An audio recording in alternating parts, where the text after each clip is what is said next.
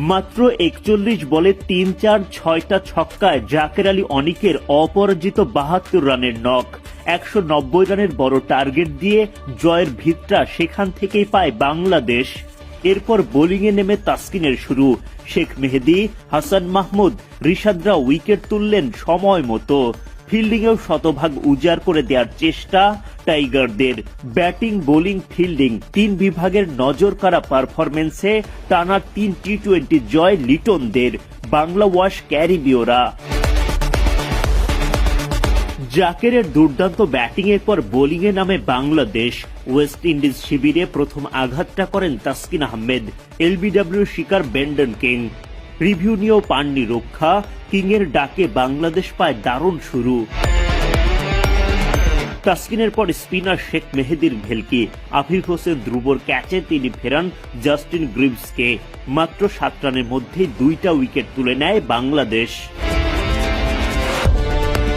শেখ মেহেদী ফের আঘাত হানেন ক্যারিবীয় দুর্গে। এবার তিনি বোল্ড করেন নিকোলাস পুরানকে। সেই রেশ কাটতে না কাটতেই দারুণ একটা ক্যাচ শেখ মেহেদীর।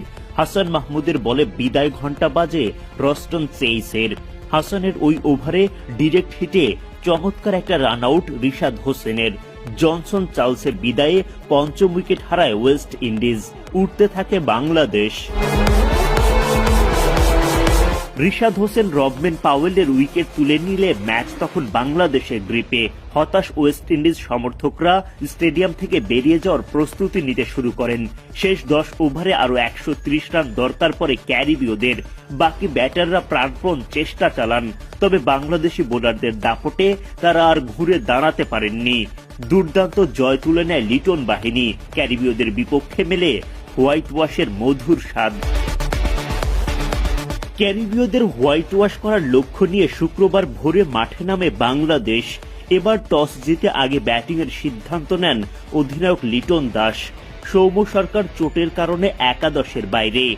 পারভেজ ইমনকে সাথে নিয়ে ইনিংস শুরু করেন লিটন।